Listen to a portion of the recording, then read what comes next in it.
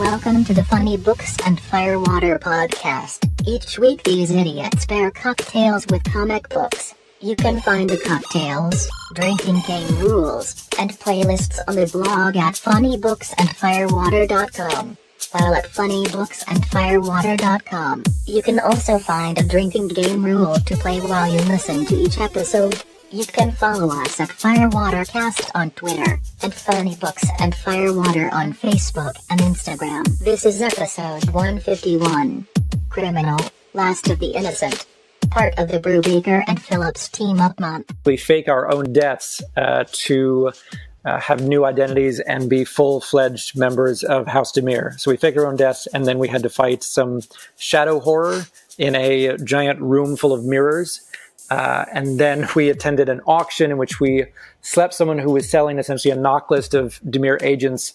And then using sleight of hand, I stole the encoded thoughts of all those names off of this crystal heart. And then we just walked right out of there. I lost you when you said shadow horror.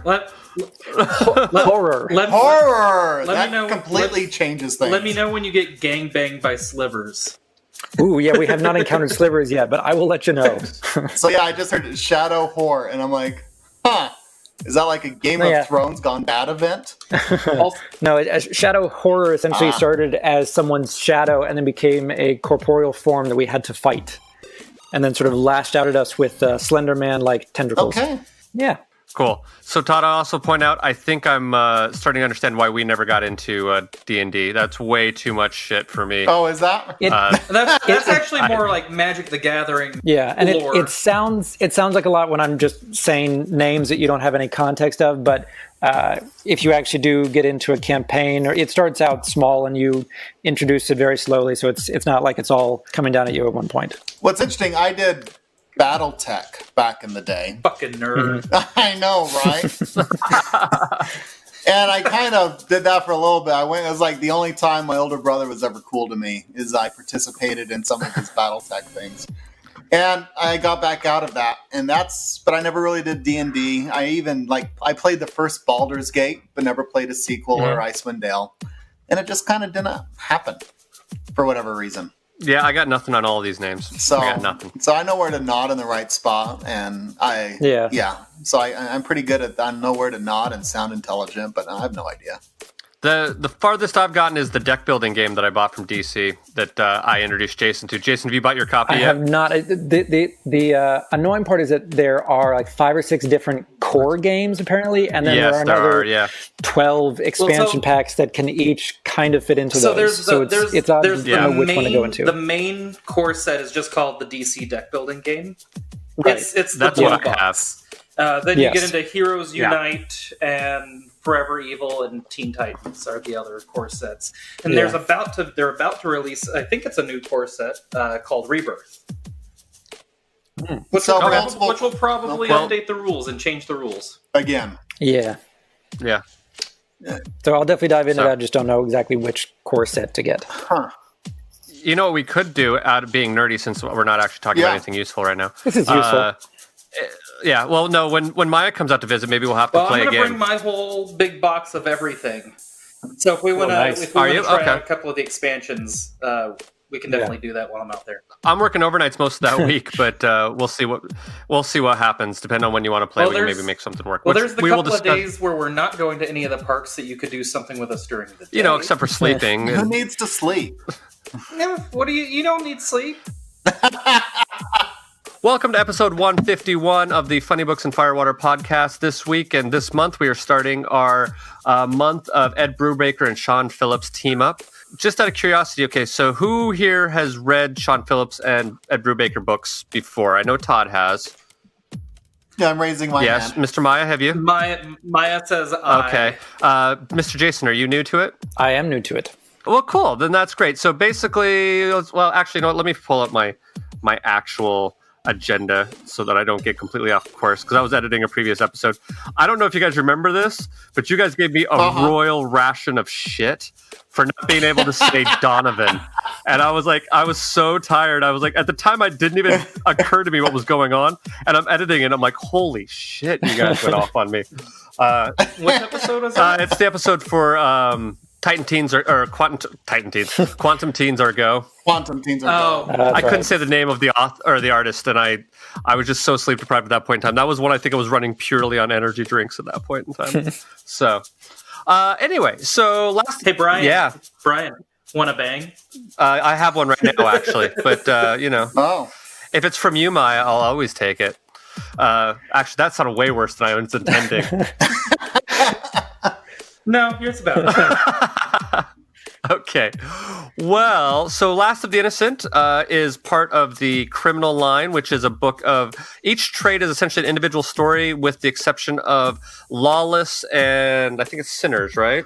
I don't remember. Yeah, there's a couple. I mean, they're all in the same universe. Yeah, it's because even this had Lawless shows up in this. Teague Lawless in it. Yeah, Teague Lawless. He's the only character that reoccurs, and even the two books that he's in, you don't necessarily have to read in a specific order. No, you don't. But they're just sort of adventures of these sort of criminal activities in this sort of nondescript town that doesn't necessarily say what it is. But Last of the Innocent is about a guy who has married a rich woman. And decides, for various reasons, which we will discuss later without spoiling it, decides he's going to try to kill his wife. And then there's the question of, does he get away with it? Yeah. So, I did that out of order. Like, I even have the thing in front of me, and I did that out of order. How's your sleep going, Brian? What sleep? So, yeah, that's the problem is I worked yesterday at 4 a.m., did 12 hours, stayed up, watched the UFC fight. Then I slept today, got up, went to the gym, been doing homework, and now I'm recording this. So, but I'm sleeping a lot better, and I have an energy drink because that's probably why I'm talking so fast. But let's talk about all the different people who are joining us today on the panel. We will start out with Mr. Todd. Hi, Mr. Todd. Hi, I'm Todd. Hi, Todd. Hi, Hello. Todd. You can find me here on Funny Books and Firewater. I also do English Class Hooligans with the Cat Wrangler himself and my better half, Amy. Hi, Amy. Say, you can find me around Salt Lake, where I'm based out of. Hi, Salt Lake. Hey, Salt Lake. Say hello, and I'll look at you with a really blank face going, what? Okay. Yeah, and that's about it.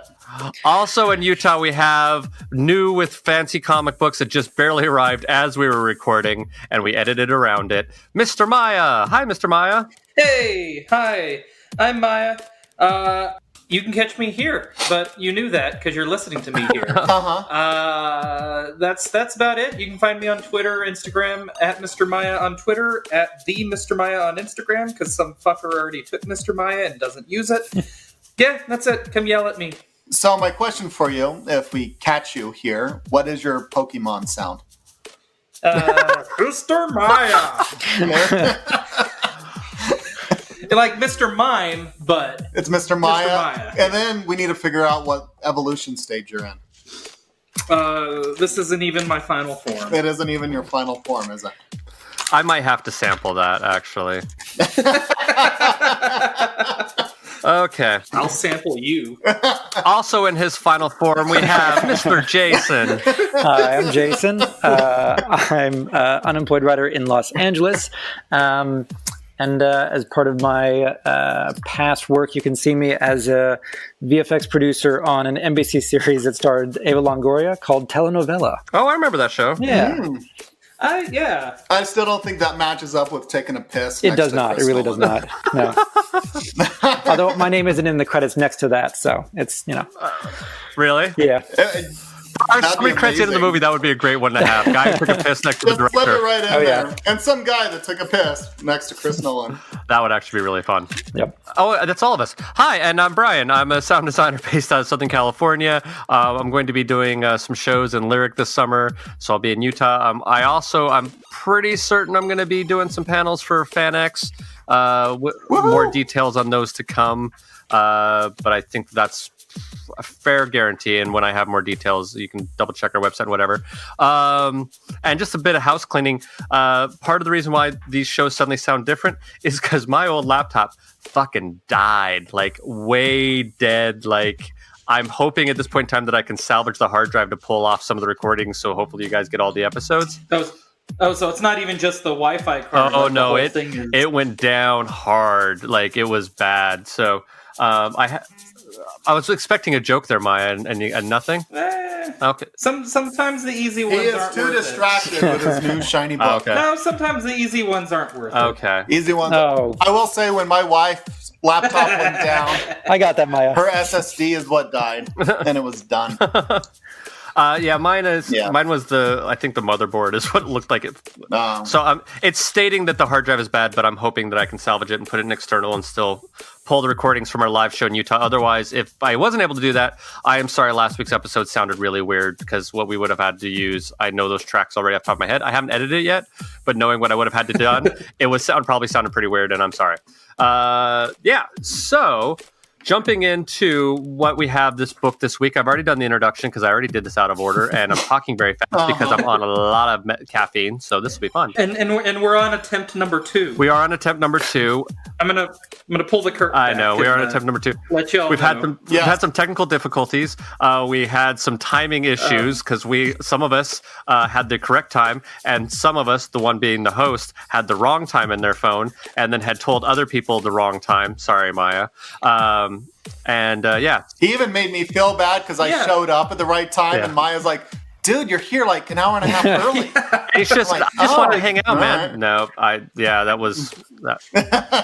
that was totally me. I just totally put in my phone wrong, so I apologize for that. So let's get into this book. It's a thing, but to be honest with you, I feel fair to say that this book will probably make up for all the weird craziness that we've had going on behind the scenes for this episode. So we've done the book intro. Todd, what is the Myification of this book? It is crime, noir, and killer of Americana dreams. Can I actually reclassify it? Yeah, what? Go for it. Fucking awesome.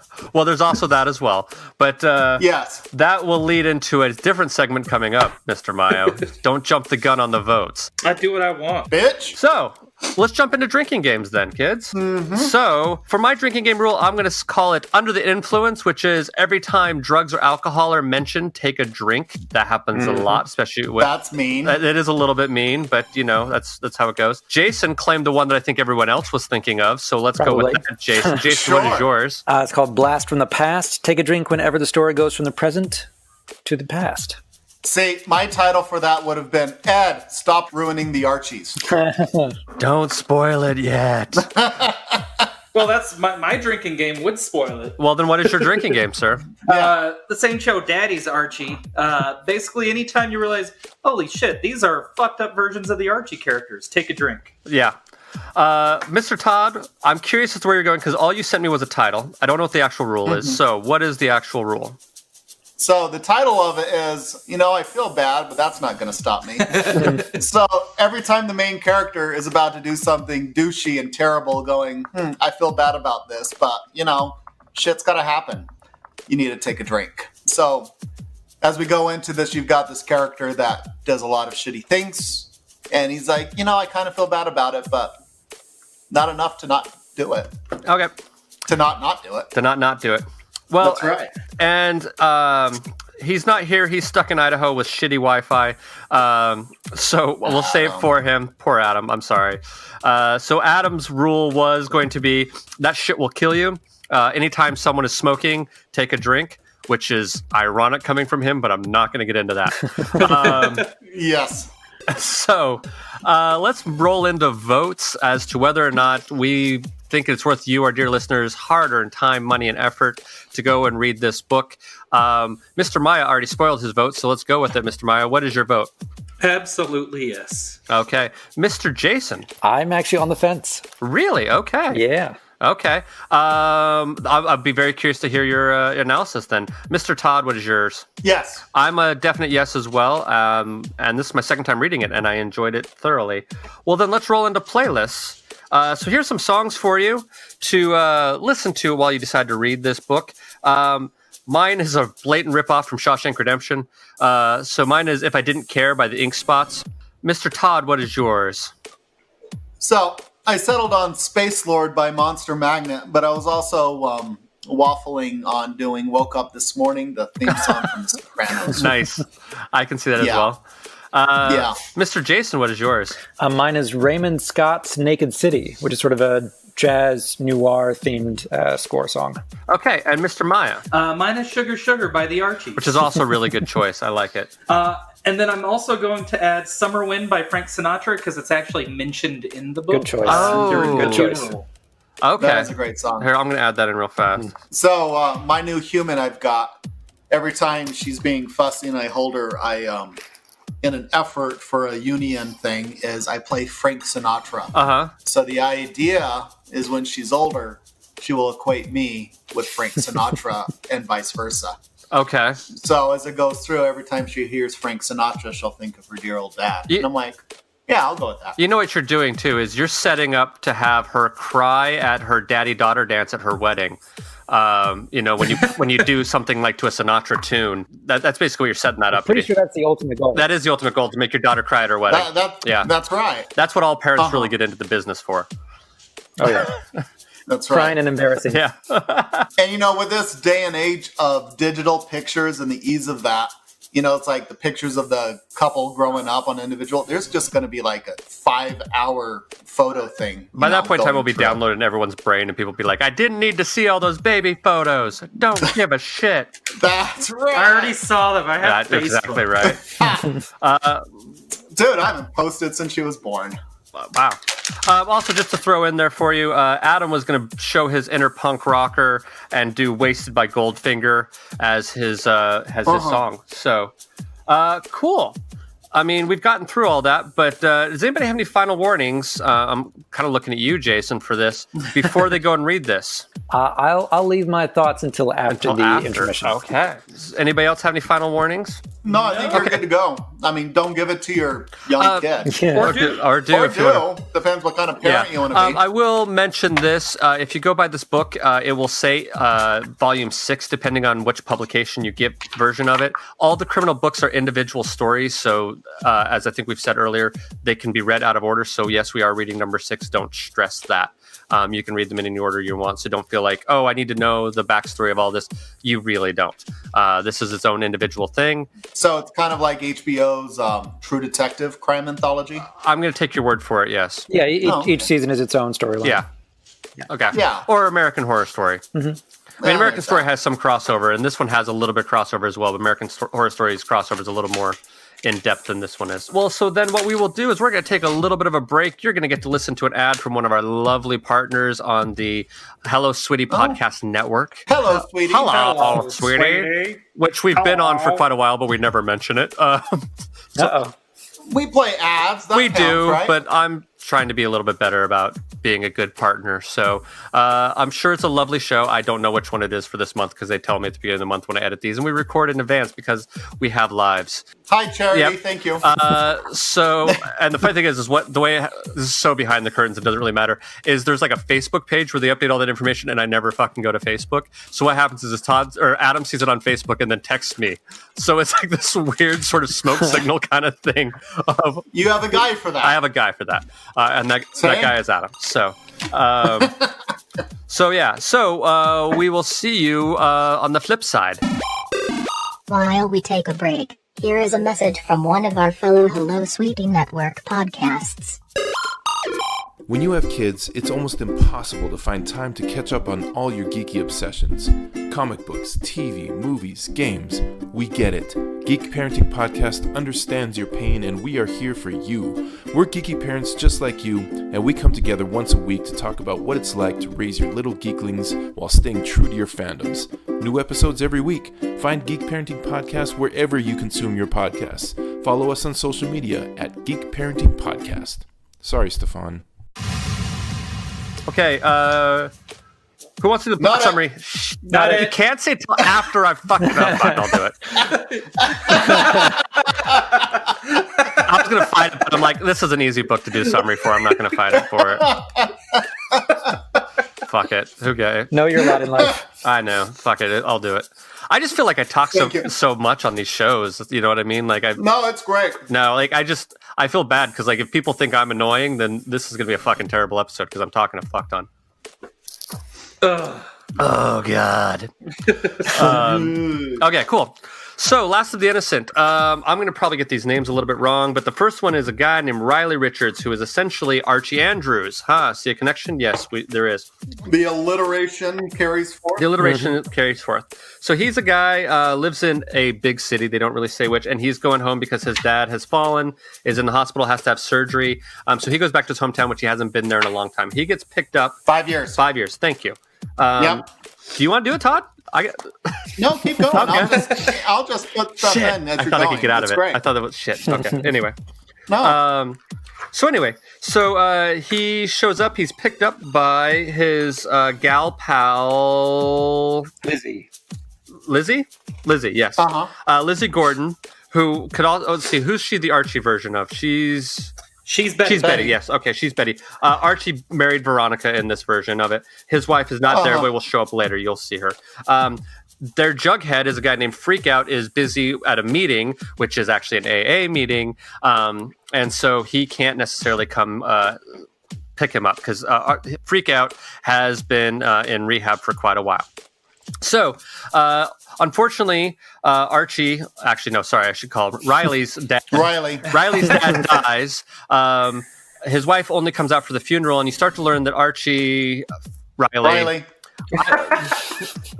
This is going to become a thing, I have a feeling. It's going to be great. Anytime Ryan uses the wrong name, take a drink. Yeah. Donovan. That's right. Donovan. Yeah. Fuck Donovan. you. Donovan? Fuck you. What's Fuck you. Donovan's name? Fuck you. How do you say Donovan? Fuck you. Fuck you. Fuck you. So, Archie. Archie. So they give these listeners an alcohol poisoning. I know. There you go. So so they have a funeral for Archie's dad, Riley. I hope it's Donovan, son of a bitch.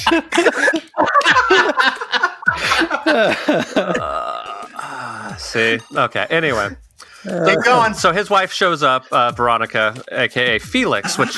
Her real name is Felicity. So anyway, in this process, you learn that Felicity's dad was super rich, just like Veronica, and Archie Riley also is he's a vice president of the company because of who he's married to. But so also talks about how when he got married to her, it sort of like fucked him up, and he's sort of like trapped into this sort of marriage. And you also get the impression, because at the very beginning of the book, there's some guys meeting him up, so you know that he has some sort of money that he's owed, and you find out that he has sort of a pretty severe gambling problem. Anyway, so Archie also reveals, Riley also reveals that he was going back to try to steal some money from his wife, and he actually spied his wife sleeping with some guy that he's hated since high school. Teddy Goldbridge, whatever, who is basically trying to compete with the company of Felicity's dad. Right. So Felicity's dad is bitching about it and whatever. So she's basically literally sleeping with the competition. And that's how it goes. So Riley decides that he is going to kill his wife, and he decides that he's going to try to have a really good alibi for it so he can try to get away with it. So what he does is he ends up starts smoking a joint, gives it to his buddy, and gets his poor buddy who has been in rehab. So Freakout's been in rehab. He basically gets him to smoke the joints with him. They get super high. They get super drunk, and then he has his buddy passes out on the couch, and he ends up pretending he's going to sleep. He steals his car, drives it back into the city, and ends up killing his wife. Makes sure that his wife is seen by an old lady crossing the street with the gold water, and he ends up killing his wife the same way. Oh, I should mention as well, he sort of snuck into a police station and found out secret information about a murder that happened in their small town when they were a long time ago, a serial stalker kind of thing. So going back, so he ends up killing the wife, driving back home, and sleeping for a few hours. And so he wakes up the next morning, takes Freakout to go get some breakfast and whatever. And then when he gets home, there's a police officer at his house saying that his wife has been murdered. Because he's been there and was hanging out with Freakout the whole time, obviously his alibi is good. Thank you. And they end up eventually I was going to say it, but I'm not going to say it. Fuck it, I'm going to say it. They end up fingering Goldwater for the job. Oh, good. Adam, or Maya, sorry, make a joke. Come on, Maya. Nah. No? Damn it. I keep setting you up, and I keep thinking you're going to take it, and you don't. Oh, I'll take it. Yeah, there it is. Okay. So you're the bottom today? Or every day. Every day. So, yeah. So then they end up arresting Goldwater. He's all pissed off about it. He ends up, trying to get all, I don't know, whatever. So Archie, a.k.a. Riley, he ends up retiring from the company, and his his father-in-law is pissed off about it and decides to hire a private detective who starts searching for information about him and finds out that he's been gambling and whatnot. Archie sets up a relationship with Betty, aka Lizzie, and they're sort of hooking up. They're have rekindled their relationship, all that kind of stuff. Archie ends up setting up Goldwater to basically hire some criminals who are already in prison to beat the shit out of him and fake a suicide of Goldwater. So Goldwater looks like he killed himself in prison. So there is no one to sit there and try to dispute his alibi. And so that happens. So then at the very end, Freak Out basically says, "Hey man, I know that you did it because I know who the actual killer was. It was actually the principal. The killer from back in the day in the 60s. The killer was actually their principal who was having an affair with the teacher. And that information that he'd gotten from the police station. And he also knows that Archie, aka Felix, had taken his Car. His car because there was no gas left in it, but then dies of an overdose, and Archie gets away with it, and him and Lizzie live happily ever after." Did I miss anything major? The reason why he needed to kill his wife is because of the prenup. If he just simply got divorced, he got nothing. So if she dies, then he gets like 25% of the company, and then he sells that off. Oh, he also sold that off to Goldwater as well. So he really fucked everyone over. There is a distinction really to make. does. I don't think that Teddy is actually associated with the rival company. That's the guy that's dating Miranda. Yeah. Okay. Yeah. Yes. Sorry. Yeah. So yeah. Okay. So Ted. So she's not literally fucking the competition, but she's fucking the guy that he hated from high school. Yes. Yeah. But it's important to note that Riley does sell his part of the company to the Gold guy, Gordy Gold or whatever. Gordy Gold. Yeah. Whatever. So Riley just pisses everyone off and he fucks them all over. Yeah. Okay, Jason, so what are your issues, man? All right. So I think it's a very well done noir story, but I had a big problem with how dislikable Riley was and how underdeveloped all the female characters were, how simplistic they were, and how much Riley fucks over his best friend, supposedly. I mean, it's just... The biggest female character is Lizzie, but she's not given any sort of dimensionality besides just being Riley's prize at the end. And then Felix is just... if you're going back to when they are introduced in high school, Lizzie is the prude and Felix is the slut, and their characterizations don't really change beyond that. Yeah, and then in addition, the other female character that they introduced, the only person of color, Miranda... When she's introduced, she's singing that Sinatra song for Riley's dad's funeral, which is nice. But then when they go and see her perform in New York, there's a quick flashback that shows that even Miranda had a crush on Riley for some reason, and he could have had her. So it's essentially pointing that all of the female characters introduced, besides Riley's own mom, are romantic interests, and that's all that they are. And then how Riley treats his best friend is just really shitty. So I just wasn't rooting for him at all. Obviously. I got you. Yeah. To play devil's advocate, not to say that you're wrong, I think that might potentially be a commentary on how limited the Archie characters are, because this very much is a commentary. It's a fucked up version of Archie, especially even with the stylistic flashbacks and things like that. And so, and they do make a commentary. I think two things. One is, I think part of the reason why these characters are undeveloped because they are very simplistic Americana icons that that Ed Brubaker is messing with. So I think that might be partially a deliberate choice, just because I know, having read other works of his, I know how well he can write women. Yeah. I feel like some writers, I would blame them and say that they had, missed the boat, or it was a weak choice on their behalf. I think for him it might. I think for him, it might be a deliberate thing that he's doing. The other thing, too, is I think that this is all from the point of view of a very shallow, selfish individual. Good point. And so they may not have, like, he just may not think of them beyond, well, I could have fucked him. Yeah, you know what I mean? True. And so to play devil's advocate, I would be very curious to see what Ed Brubaker's thought process was, but I could see that being a rationale. And you know what I mean? I but definitely it also hear you may on not that. translate. I because I haven't read any of the Archie comics, none of that sort of satirization came through for me. And maybe you should read some Archie before reading this, and maybe it would actually add some depth to it, or more so than I was getting just from the initial read through. But that all makes sense. Yeah, well, I mean, I think the thing about Archie is, though, it's really base Americana. Like, basic is probably a better word. Base implies something else, but it's really sort of basic Americana. And so, like, it is exactly what you think it is. It's surface level. Like, it's sort of written for, you know, anybody to sort of enjoy, but like, it's not too terribly deep. And I think that's part of what he's commenting on. Of like, hey, I'm taking this American hero. I mean, it would be like, you couldn't do it as much, but it'd be like having Mickey Mouse murder Minnie. Right. You know what I mean? Like, that's sort of kind of what he's doing. In fact, I would love... Because she was fucking goofy. Yeah, exactly.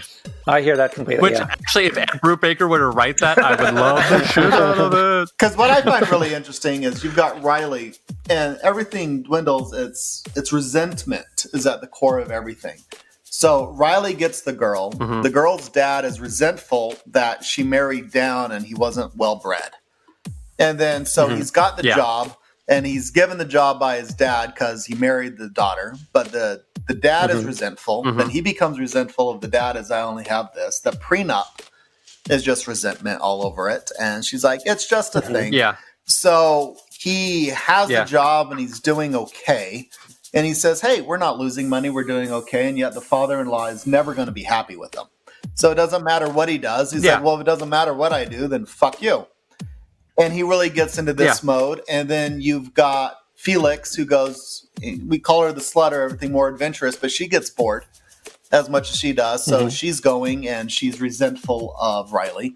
And then what can she possibly do that gets the biggest kick out of is if she goes back and fucks the guy from the past, she knows he'd get something, the biggest reaction possible if he found out. And yet at the same time, he's died inside. He's just resentful of everything. He's hollowed out. Yeah. Why does he have gambling problems? He's like, I need something in my life to have this juice. And he is just this incredibly, and he, as time goes on, he's just become so self-centered. Yep. And it's just all about him. Well, I was going to say is it that he was always a shitty person, or that he became a shitty person because of circumstances? Well, I mean, it's all about choices. So by all means, but you look at this, no matter what he does, he lives in the city, never goes back home. He doesn't want to be reminded of, he made this choice, and when he sees Lizzie again, he's like, I could have had her, I could have done this, I could have done that. Yeah. This is what I could have, but I didn't, is I married the money. And there is nothing new. At the end of it, he married the money, he kept the money, and he said, fuck you to everyone he was resentful of. He says, fuck you to the father-in-law, to his wife that's cheating on him, to even his buddy going, hey, I know it is you.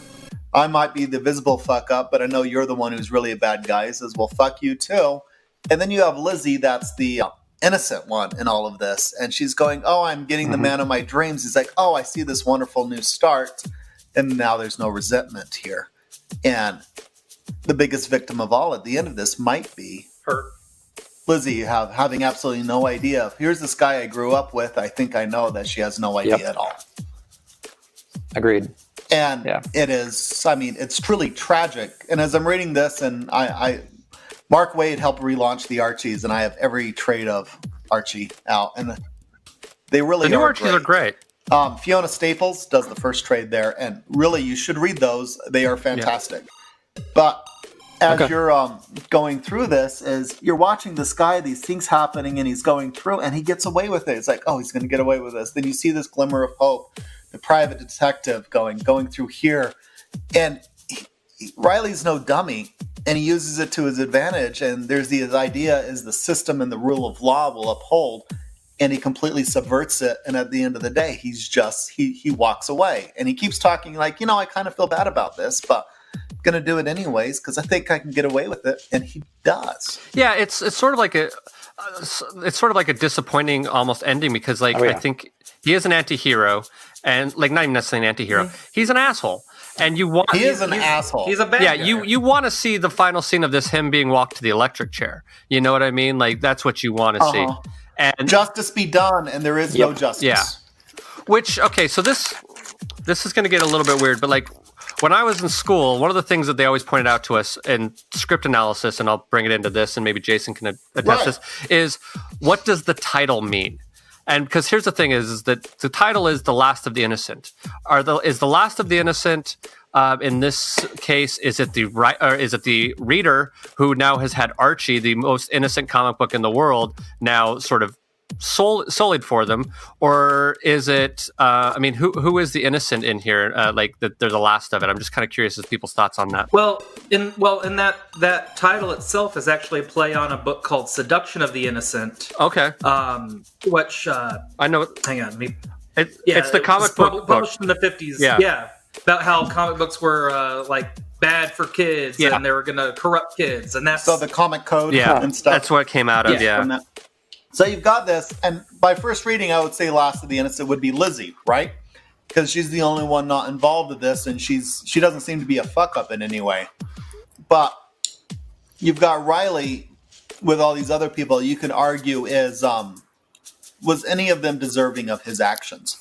And no one deserved to die by any of the things, and yet they all die. And so the Last of the Innocent is the last one he has yet to do in. And how much longer? But on the cover of it is you see Felix. Yeah. And so Felix is on the cover, and yet it's referencing, in my mind, it's referencing Lizzie at the end. So it's it just kind of leaves you hollow and kind of like someone twisted your gut. Yeah. Jason, what's your thoughts on the title? I think that, both of those readings seem pretty accurate. I mean, I also thought that Lizzie was definitely the innocent part in all of this, as she was portrayed as the most pure. But that's interesting that it would be a reference to sort of the cultural knock that people were trying to lay against comic books for a while, saying that they were degrading our society or just a bad influence in general. And to take that and flip it on its head and show that the Archie comics and their characterization, their portrayals of average Americana was not as innocent as it appeared to be. I think that's also to me that's really, really interesting. Well, I think that the Archie books, like if you really look at it and analyze it, I guess you could argue that they're as damaging as necessarily like the horror comics that they were concerned about, because like they're giving unrealistic expectations. Because if you think about it, if Archie really did marry Veronica and take over the family business, this is the fucking shit that would happen. You know what I mean? Like this is like Archie could become a hollow shell of a man after having to deal with like the Lodge family for that long. That I can't believe I know that Veronica's last name. Veronica Lodge, sure, but you know. Also, you should watch Riverdale. It's trashy and amazing. Yeah, but sure. So you've got so with that Archie can kind of be a stand-in for like purity culture at the same time. And how it's like you've got this purity culture going up, and yet is there and there's a superiority air around purity culture, and yet at the ending it's the same. Yeah. Anybody else have any thoughts that they want to bring up on this? So we're doing Ed Brubaker, Sean Phillips. Yes. You've talked a lot about Ed. What about Sean? I love the art in this book. In fact, I love Sean Phillips's art in general, but I think this is interesting because it shows his ability to bounce between his normal sort of pulpy style, which is really great, but I'm actually more impressed by his cartoony style in this. You know what I mean? Like, because that's not his bread and butter. And so, like, the depth that he's able to show in that kind of thing, I think is actually really pretty cool. But yeah, I mean, what are other people's thoughts on that? No, I've loved Sean Phillips since the first time I saw him. I can't really think of much else he's done not with Ed Brubaker. Yeah, I know there are things, but they're so intertwined. What's that? Intertwined. Yeah, they're so intertwined that like, if they only work together for the rest of their lives, like I would be okay with that. They might not be, but I would be okay with it. But yeah, his style of art fits Ed's storytelling, I think, perfectly. Yeah, no, I agree. Jason, what was your first reaction to it? Since this is a new experience for you, I loved it. I mean, I didn't really have any problems with the art. In fact, I really appreciated how it was I mean, it felt very much like a film filter where it was easy to discern what the present was and what the past was. The only thing that stuck out to me really was when Lizzie Gordon is first introduced. At first, I thought it was sort of confusing how her introduction at the top of one of the pages looked a little bit too similar to the past, and I was actually going to knock that. But hearing you guys talk and looking at it again now, I 100% think that was intentional, that he was trying to show that Lizzie portrayed a feeling or an emotion of the past that Riley was always attracted to, and that's what he sees in her now. So I think that the art definitely encapsulates a lot of what you guys are talking about and how it's making a comment on the Archie comics and how it would evolve and change into this really dark, gritty, noir setting. Now I really want Riverdale to make this into like a spin-off. That'd be great. Well, I mean, they're not far off from the shit they've done in that show. True. That's very true. Because what's also quite impressive, you look at it, is he can do like sexy and a bit lascivious. Yeah, whatever. Pretty well, but it's not over the top. Huh? Never mind. I was gonna try to. I think I know the word that you're saying spelled out, but I can't pronounce for shit, so I'm not gonna embarrass myself by trying it. Right. No. It's come on, Jason. Correct me on how to. Donovan. Donovan. Fuck you. Fuck you. Fuck you. Fuck you. I'm glad he's got my back. Thank you, there, buddy. And it's sexy. And you have times like where that whole affair is going, and you're like, "This is a beautiful woman," or even you've got Miranda at the nightclub, but it's not. It avoids the cheesecake entirely. Yeah, and it completely avoids that. It's so firmly set in the noir and status. I'm like, this completely is belonging, and it's gets the mood and stuff across, and even the color tones. As cool as the art is, the coloring as well and sells it. Val Staples, I think, did the colors. they've had a couple different colors. I was trying to look up to see who did it. Val Staples and Dave Stewart. I think Val Staples did the present day stuff, and Dave Stewart kind of did the past stuff. The past stuff, because even on the coloring alone, I mean, you without anything drawn, and you just had the average tones.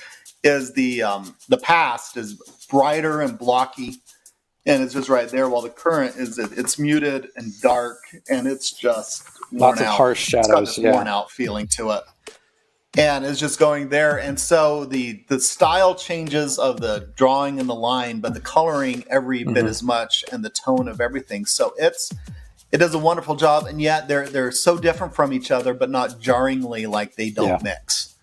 So it's very complimentary, and the art was absolutely top notch, and it's not crazy detailed. I mean, sometimes you look at some of the guys' beards and you're like, there's a lot of work going on, but it's not super detailed work, but it just fits it perfectly, and the tone of it matches the writing and just coming through, and you're just like, ugh. It is great work. I mean, both of them together, I think, are well, we'll find out over the course of this month. We'll see if Jason continues to have issues or not, which will be very interesting. But I think since we're all here, let's jump into drinks. Mine is really simple and to the point. When he first starts falling off the wagon, Freak Out walks into a bar and says, I'll have 2 whiskeys. So I'm saying drink the same, have 2 whiskeys, and I'm calling it I'll have what he's having, is the name of my cocktail this week. So, Mr. Jason, what is your cocktail this week? Mine is the Ice Pick. For obvious story purposes, it's what the serial killer used, and it's what Riley uses to kill his wife. So it's a slight variation on the classic 1 part vodka, 1 part brewed tea, some lemon juice, and grenadine. Take a Collins glass, add some crushed ice, then your vodka and tea. Squeeze some lemon juice in there. You can leave the wedge for garnish if you like, and then add a splash of grenadine. Mr. Todd, you also went with the classic cocktail. What's yours? I did the Sidecar. Is what mine is. And what it is you just have a lowball glass, put some ice in there, and you're going to put in 3/4 ounce of Cointreau, 1.5 ounces of cognac, and squeeze about 3/4 of an ounce of lemon juice.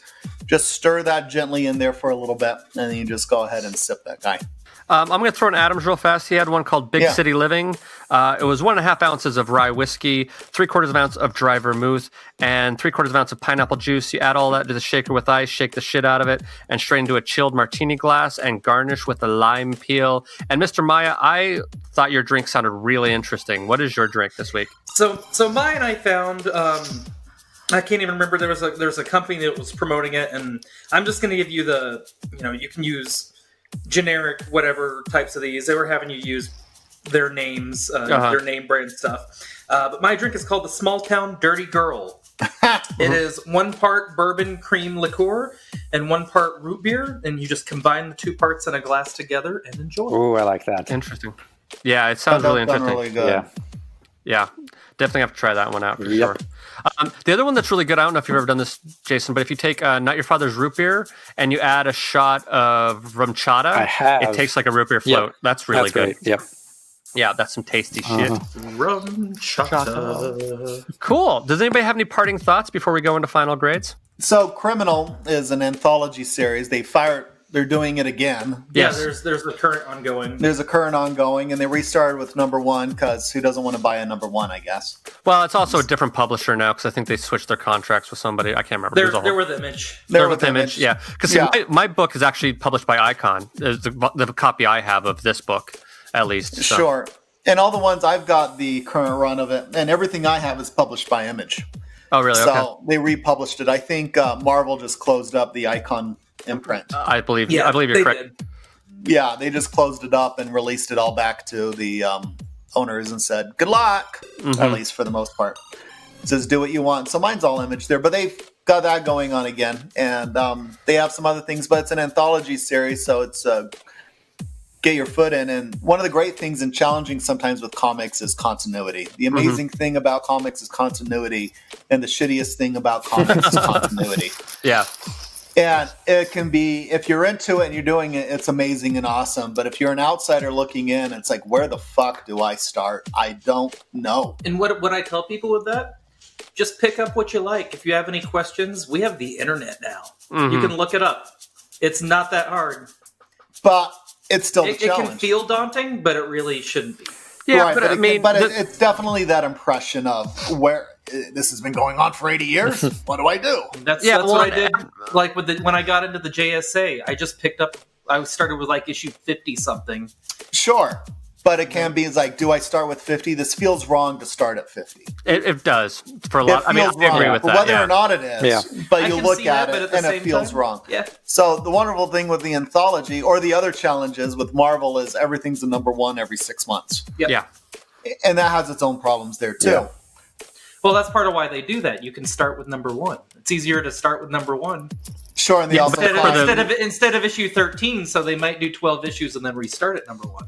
Sure, but then if you want, right. But it's got continuity is the greatest and the worst thing about these big things would be that. And with anthology series, it doesn't matter. It's a different volume. It's a different thing. Who cares?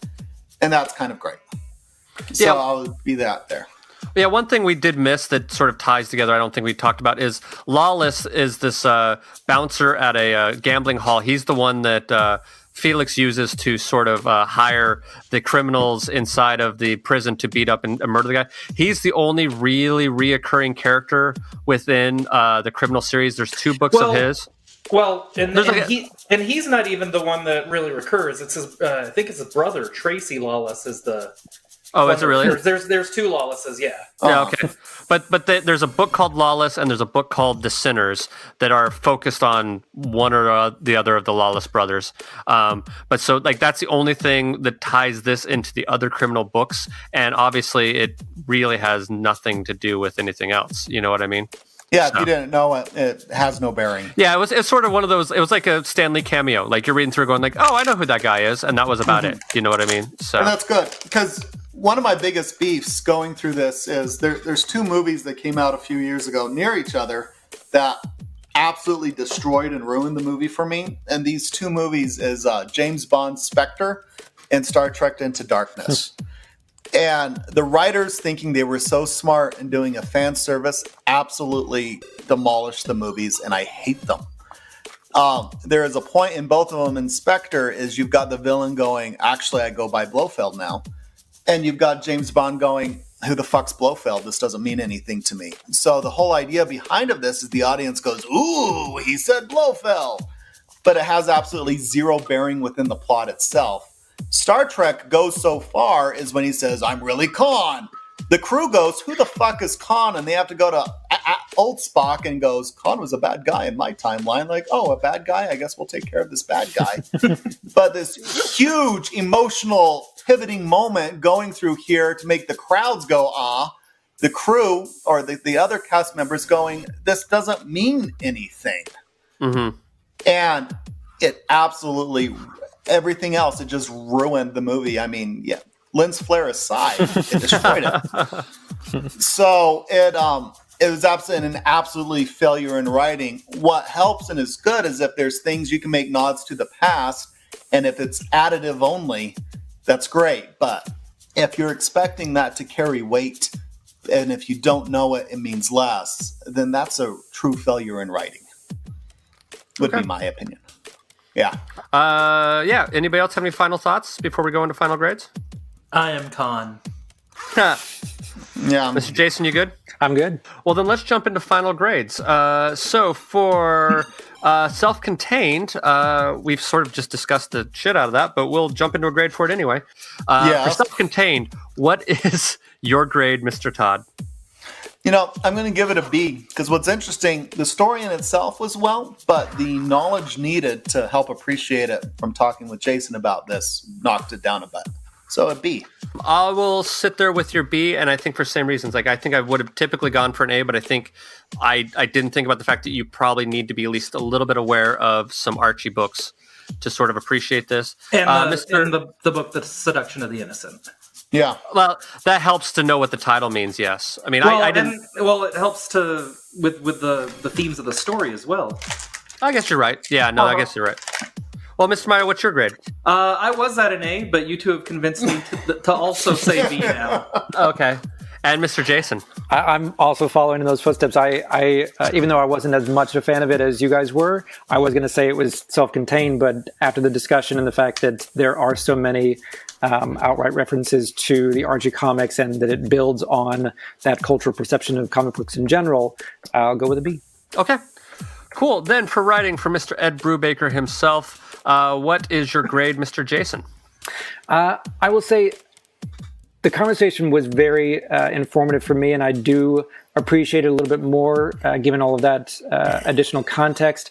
I still think he could have added some depth and dimension to the female characters, so I'm going to go with a B. Okay, that's fair. Mr. Maya? I am at an A.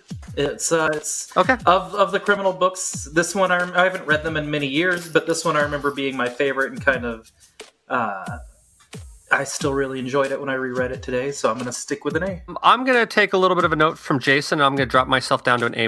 I really, really liked it, but there are some issues with it. I still think that it's very well done, and it breezes through. Like, that's the thing I really like about, like, I get into these modes where I try to read down my to-be-read pile, and sometimes there are books that are just a slog to go through, and these books are always so, like, quick and engaging, and I think that as much as there may be some issues, it's one of those hidden features of a good writer that sometimes goes unnoticed, that, he's very readable, and so I really appreciate that. So I'm at an A-. And Mr. Todd? I'm going to give it an A- because when he gets away with it at the end, you can see him getting away with it, and it's pissing you off, and yet you keep reading. Like there's just like one shot away from him and looking at the camera and grinning. And grinning at this, and you are irritated at him, and like, this fucker's going to get away with it. And he does at the end, and it makes me mad. And I can see the manipulation going on, and it happens anyways.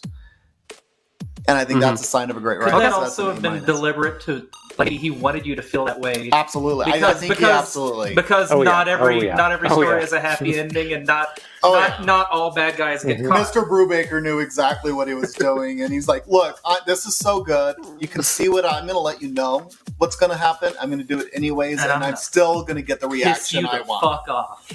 And I'm like, you go ahead.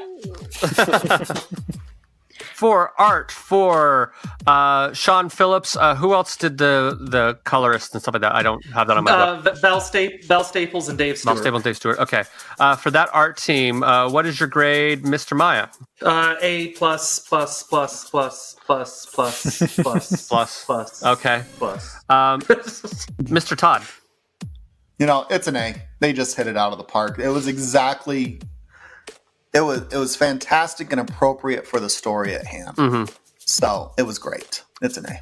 Mr. Jason. An easy A. Easy A? Mm-hmm. Okay. And I'm also at an easy A for that as well. For final grades for the overall, what is your grade, Mr. Todd? It's an A. It Okay. bears close scrutiny. You get a lot out of it. And it does pretty well without close scrutiny as well. I thoroughly enjoy it. And this is one of those things people go, comics, huh? I've never thought about those. I'm like, here, read this. I could just hand this someone to and it's like, then tell me what you think. Aren't those for kids? Aren't those for kids type of a deal? Or it's like, give your kids this. We're like, aren't all comics just about Superman? I'm like, read this. And this is my comics are more than just Superman and Spider-Man. So because of that, this goes on to that short stack of read this. Mr. Maya. I'm at an A. I don't think I can gush about this book any more than I have. I'm swimming over here. Not like Ed Brubaker and Sean Phillips. You can hardly ever go wrong with them. And this is I love this book. I'm also at an A. I dig the shit out of it. I think it's really fun. And I loved rereading this book. I'm glad I've sort of gotten a chance to rediscover it and pull it back off my shelf. And now, unfortunately, I'm trying to read through my to-be-read pile, but I kind of want to go back and read all the other criminal books. But we'll see how that goes. And Mr. Jason. I'm at a B. Okay. That puts us at a GPA of 3.75, which is an A minus. So I think that averages out for what we're liking. That sounds great. So next week we are doing a book called Incognito, which is about a former, I think he's a mob hitman. It's been a long time since I've read that, to be honest with you. But it's about a killer who is in the Witness Protection Progam and decides that maybe he wants to start killing again. That's about all I remember about that book, but I'll be pleasantly surprised with the rest of you, I think. Who has some recommendations for this week? I got one. Okay. If you like this book, I know most of you out there, including people on this podcast, prefer trades. I would say go track down the issues of everything Sean Phillips and Ed Brubaker do, because they do special bonus stuff in the issues they don't put in the trades because they want to incentivize you to get issues.